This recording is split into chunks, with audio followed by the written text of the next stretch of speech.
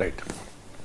ఇక సంక్రాంతి దోపిడీకి private travels యాజమాన్యాలు సిద్ధమవుతూ ఉన్న పరిస్థితి. ఇప్పటికే బ్లాక్ చేసేసాయి చాలా టికెట్స్ని. ఇప్పుడు ఆన్లైన్లో చూస్తే కనుక ఎక్కడ టికెట్స్ దొరకడం లేదు. కానీ సంక్రాంతికి ఒక వారం 10 రోజుల ముందు నుంచి ఈ బ్లాక్ మార్కెట్ దందా స్టార్ట్ అవుతుంది. అప్పుడు చూడండి, ఇప్పుడు 1000 రూపాయలు ఉన్న టికెట్ అప్పుడు 3 నుంచి 5,000. సో ఏంటి, గవర్నమెంట్స్ మరి ఈ ప్రైవేట్ ట్రావెల్స్ చేస్తున్న దోపిడీని అరాచకాల్ని అడ్డుకోలేవా? ఎస్ అండి. ఇప్పుడు సంక్రాంతి అనగానే మనకు గుర్తొచ్చేది ఏంటంటే ఆంధ్రాలో కోడి పందాలు, ఆంధ్రాలో గుబ్బిళ్ళు గోగిళ్ళు మంటలు ఇవన్నీ మనం చూస్తాం. ఆంధ్ర పిండి వంటకాలు. వెంటనే సంక్రాంతి అనగానే హైదరాబాద్ ఖాళీ అయిపోతుంది. ఇప్పుడు తెలంగాణ ఆంధ్రాల మధ్యన అప్పుడప్పుడు పొలిటికల్ వివాదాలు వస్తూ ఉంటాయి. కానీ సంక్రాంతిలో అవన్నీ మర్చిపోతారు. తెలంగాణలో ఉన్న పెద్ద పెద్ద పొలిటీషియన్స్, మంత్రులు లాంటి వాళ్ళు కూడా ఆ కోస్తా ఆంధ్రాలో కోడి పందాలకు అటెండ్ అవుతూ ఉంటారు. అప్పుడు అందరూ కలిసే ఉంటారు. సంక్రాంతి అంటేనే ఒక అద్భుతమైన తెలుగు సంస్కృతికి ఒక ప్రతీక అనమాట. ఇంత పెద్ద పండగ తెలుగు ప్రజల్లో ఎక్కడా లేదనమాట. మరి ఈ సంక్రాంతికి హైదరాబాద్లో అంతా ఖాళీ అవుతుంది. హైదరాబాద్ రోడ్లన్నీ ఫ్రీగా ఉంటాయి. హైదరాబాద్ ప్రజలందరూ కోస్తా ఆంధ్ర వెళ్ళిపోయారా అని ఉంటే, అసలు హైదరాబాద్లో ఎప్పుడైతే సెలవు ఉంటుందంటే ఏ హోటల్లో చపాతీ కూడా దొరకని పరిస్థితి ఏంటంటే సంక్రాంతి. ఇప్పుడు ఈ సంక్రాంతి వచ్చిందంటే ప్రజలకు పండగ, కానీ ఇంకొకళ్ళకు కూడా పండగ. అవి ఎవరంటే ప్రైవేట్ ట్రావెలర్స్. ఈవెన్ ప్రభుత్వాలు కూడా, ఈవెన్ ఫ్లైట్లు కూడా. ఇప్పుడు రాజమండ్రి వెళ్ళడానికి ఫ్లైట్ ఇప్పుడు చూడండి, ఇండిగో కాదు అన్నీ బిజీ అయిపోయినాయి. రేట్లు కూడా ఎక్కువ ఉంటాయి. ఈవెన్ ఎక్స్ప్రెస్లో ఏది లేదు. ఇప్పుడు 16 స్పెషల్ ట్రైన్స్ ఇస్తున్నారు, అవి ముందే ఫిల్ అయిపోతూ ఉంటాయి. సామాన్యుడికి లేదు. ప్రైవేట్ బస్సులు అయితే ఇప్పుడున్న దానికంటే 5-6 రెట్లు వసూలు చేస్తాయి. ఆ టైంలో అయితే ఆ రోజుకి రాత్రి 10,000 రూపాయలు కూడా బస్సు టికెట్ దొరికే పరిస్థితి, అప్పుడు కూడా దొరకని పరిస్థితి. ప్రైవేట్ ఈవెన్ ట్రావెలర్స్ చిన్న కారులు కూడా రేట్లు పెంచుతారన్నమాట. ఇంతటి దారుణమైన పరిస్థితి. ఒక సామాన్యుడు ఇంటికి వెళ్ళి సంక్రాంతి పండగకి వెళ్ళి రావడం అనేది అంటే నిజంగా చెప్తున్నా ఇంకో గ్రహానికి వెళ్ళి వచ్చినంత కష్టం అనమాట. మరి ఏంటి పరిస్థితి అంటే ఎంతటి దారుణం అంటే, సికింద్రాబాద్ రైల్వే స్టేషన్ కానీ, ఎంజీబీఎస్ బస్ స్టాండ్ కానీ, ఈవెన్ ఎల్బీ నగర్ క్రాస్ రోడ్స్లో కానీ ఆ రోజు దారుణం. ఈవెన్ టోల్ గేట్స్ దగ్గర నుంచి ఇప్పుడు పతాంగి మొత్తం చూడండి, హైదరాబాద్ నుంచి ఇటు విజయవాడ, రాజమండ్రి, ఇప్పుడు ఆంధ్రాలో ప్రతి జిల్లాకి బస్సులు కాదు, ఏది సరిపోని పరిస్థితి. మరి ఏంటి ప్రభుత్వం ఏం చేస్తుంది అంటే, ప్రభుత్వం చేతులు ఎత్తేసినట్టే అని చెప్పుకోవాలన్నమాట.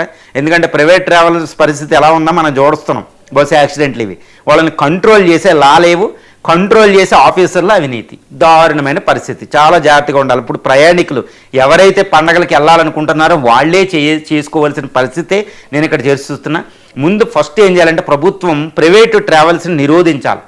2, ప్రభుత్వంలో ఉన్న బస్సులు ఎక్కువ బస్సులు వేయాలి. మరి ఎక్కువ బస్సులు ఎక్కడ ఉన్నాయి మాకు ఇవే అంటే, హైదరాబాద్లో ఆ రోజు సిటీ ట్రావెల్కి తిరిగే బస్సులను కూడా దానికి ఉపయోగించుకోవాలండి అవసరమైతే.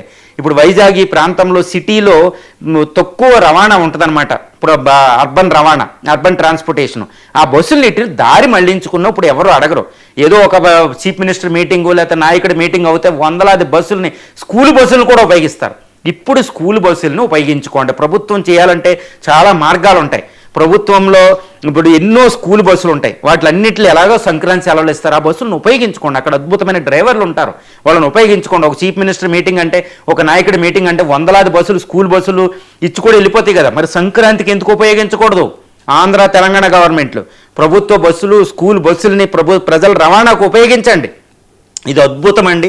ఇలాంటిది అద్భుతం సలహా కింద తీసుకోవాలి. ఇది 2 ట్రైన్లు, ఇంకా స్పెషల్ ట్రైన్లు వేయడానికి అది చాలా కష్టం అనమాట. ట్రైన్లు అంటే అంత ఈజీ కాదు, ఇండియా అంతా తిరిగితే. కాకపోతే కొన్ని బిజీ రూట్లలో ఇటు దక్షిణ మధ్య రైల్వేకి వాళ్ళు నడిపించుకోవాలి ఈ విషయంలో. తర్వాత ప్రైవేట్ ట్రావెలర్స్ ఇష్టం వచ్చినట్టు టికెట్లు పెట్టేయడాన్ని నిరోధించాలి. ఎస్పెషల్లీ ట్రాన్స్పోర్టేషన్ అథారిటీ చాలా జాగ్రత్తగా ఉండాలి. ఆ సమయంలో ఇష్టం వచ్చినట్టు యాక్సిడెంట్లు అవ్వకుండా కూడా వాళ్ళే కాపాడాలి. ఏదో యాక్సిడెంట్ అయిన తర్వాత వచ్చి ట్రాన్స్పోర్ట్ అధికారులు బస్సులు సీజ్ చేయడమే చూస్తున్నాం. కానీ ప్రజలు అసహించుకుంటున్నారన్నమాట. ఒక యాక్సిడెంట్ అయినప్పుడే గుర్తు వస్తుందా అని. ఇప్పుడు ఏమైనా ఉందా అండి? లేదు. ఈ ఇష్యూ తర్వాత మళ్ళీ ఎప్పుడైనా వచ్చిందా? మళ్ళీ దోరదు. కాబట్టి అవినీతికి చాలా జాగ్రత్తగా వాళ్ళని పెట్టాలి. 2, ఎస్పెషల్లీ ఇప్పుడు ఏంటంటే కార్ పూలింగ్ అనేది ఒకటి ఉపయోగించుకోవాలి. హైదరాబాద్ నుంచి కొన్ని లక్షల వాహనాలు వెళ్తాయి, గుర్తుపెట్టుకోవాలి. ఈ వాహనదారులు దయచేసి ఇంకా ఎవరినైనా ఎక్కించుకుంటారు, మీ ఫ్యామిలీ మెంబర్స్, మీ అపార్ట్మెంట్లో ఎవరైనా సమీపానికి వెళ్ళే వాళ్ళు ఉన్నా వాళ్ళని ఎక్కించుకుని కార్ పూలింగ్ అనేది ఒకటి ప్రవేశపెట్టుకోండి. వాళ్ళు పండగ జరుపుకుంటారు, ఎంతో అద్భుతమైన పుణ్యం వస్తుందండి, అది ఒకటి గుర్తుపెట్టుకోవాలి. తర్వాత ఈ ఫ్లైట్స్ కూడా ఎక్కువ ఫ్లైట్స్ వెళ్ళే రూట్లో ఎక్కువ ఫ్లైట్స్ వాళ్ళు ఉపయోగించుకోవాలి, ఎందుకంటే భరించే వ్యక్తులు అక్కడికి వెళ్తూ ఉంటారు. తర్వాత ఇంకోటి ఏంటంటే ఎట్టి పరిస్థితుల్లో వెళ్ళడమే కాదండి, రావడాన్ని కూడా చూసుకోవాలి చాలా జాగ్రత్తగా. ఈ టైంలో యాక్సిడెంట్లు అవ్వకుండా చూసుకోవాలి. కార్లు ఇప్పుడు హైదరాబాద్ నుంచి విజయవాడ 272 కిలోమీటర్స్, తర్వాత ఇంకో 2 హైదరాబాద్ నుంచి వైజాగ్ అంటే సుమారు 1000 కిలోమీటర్లు, శ్రీకాకుళం, విజయనగరం, ఇటు నెల్లూరు ఈ ప్రాంతంలో చాలా జాగ్రత్తగా యాక్సిడెంట్లు అవ్వకుండా చాలా జాగ్రత్తగా వెళ్ళండి. పండగ ఎంత సెలబ్రేషన్స్ ఉంటాయో యాక్సిడెంట్ అవుతే అంతటి దారుణమైన విపత్కర పరిస్థితిని ఎదుర్కొంటున్నాం. మనం వెళ్ళేది నరకానికి వెళ్ళకూడదు, పండగ సెలబ్రేషన్ చేసుకుని స్వర్గసీమకి వెళ్ళాలన్నమాట. కాబట్టి చాలా జాగ్రత్తగా ఉండాలి. 2 సంక్రాంతి పండగ అంటే హైదరాబాద్లో దొంగలకి చాలా పండగ అనమాట. హైదరాబాద్లో దొంగలకి పండగ, ఎక్కడ లేని దొంగలు హైదరాబాదే వస్తారు, మీరు తాళాలు వేసుకెళ్తే వీళ్ళు బద్దలు కొట్టడానికి.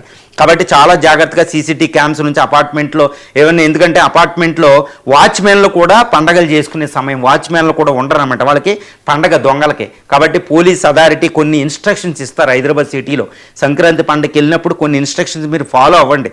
విలువైన ఆభరణాలు లోపల పెట్టుకోకూడదు, లేకపోతే పండగ నుంచి ఇంటికి వచ్చేటప్పుడు మీ ఇంట్లో ఏముండదు, మళ్ళీ బెకారోళ్ళు అయిపోవాలంట. హైదరాబాద్ అంతకుముందు హైదరాబాద్ ఎలా వచ్చారో కట్టుబట్టలతో మళ్ళీ ఆ పరిస్థితి చేస్తారు ఇక్కడ దొంగలు. కాబట్టి అది చాలా జాగ్రత్తగా పోలీస్ ఇన్స్ట్రక్షన్స్ని యాజ్ ఇట్ ఈజ్గా ఫాలో అవ్వాలి. అవసరమైతే అపార్ట్మెంట్లో సీసీటీవీ క్యామ్స్ మీకు మొబైల్స్లో ఉంటుంది, అలాంటి ఆన్లైన్లో అరేంజ్ చేసుకోవాలి. తర్వాత ఇక్కడ పోలీస్ సెక్యూరిటీని ఇవన్నీ చాలా జాగ్రత్తగా చూసుకోండి. ఆ వీధులు ఎవరు ఉంటారో వాళ్ళకి పెట్టుకుని చూడాలి ఈ విషయం. కాబట్టి సంక్రాంతి పండగే కానీ పండగ వెనకాల చాలా కష్టాలు ఉంటాయి అన్నమాట, చాలా దారుణమైనవి జరుగుతాయి. ముఖ్యంగా ప్రభుత్వాన్ని నిద్రపోకూడదు. నేను చెప్పిన స్కూల్ బస్సులు వీటన్నిటిని ఉపయోగించుకుని ఒక చీఫ్ మినిస్టర్ మీటింగ్కి లక్షల మందిని అక్కడ తీసుకెళ్ళి మళ్ళీ ఎలా తీసుకొస్తారో చాలా జాగ్రత్తగా ప్రభుత్వం ఉండకూడదు, ప్రభుత్వం ఉండాలి. ఈ విషయంలో చాలా కేర్ఫుల్గా ఉండాలి. సంక్రాంతి ఒక అద్భుతంగా తెలుగు సంస్కృతికి, తెలంగాణ అయినా ఆంధ్రప్రదేశ్ అయినా మంచి పండగ ఇది. ప్రజల మధ్యన సౌభాగ్యాలే కాదండి, ప్రాస్పారిటీ అంతా 2 ప్రాంతాల మధ్య సత్సంబంధాలు నెలకొల్పే పండగే సంక్రాంతి. కాబట్టి దీన్ని ప్రభుత్వం చాలా జాగ్రత్తగా ఇప్పటి నుంచి కంటింజెన్సీ ప్లాన్ ఉందా అంటే, మీరు అత్యవసర పరిస్థితిని కింద దీన్ని తీసుకుని దీనికి చీఫ్ మినిస్టర్, అక్కడ చీఫ్ మినిస్టర్ గారు, ఇక్కడ చీఫ్ మినిస్టర్ గారు రివ్యూ నిర్వహించారా, సంక్రాంతి పండుగని ఎలా నిర్వహించాలనేది లేదు, ఇలాంటివి నిర్వహించరు. కానీ ఒక యాక్సిడెంట్ అయితే మొత్తం హోమ్ మినిస్టర్, చీఫ్ మినిస్టర్ మొత్తం వెళ్ళిపోతారన్నమాట. ఇది ముందే చూసుకోవడం ఉత్తమం. రైట్ అండి, చాలా వాల్యుబుల్ సజెషన్ అండి ఎంజీ రావు గారు. థ్యాంక్ యూ సో మచ్ అండి.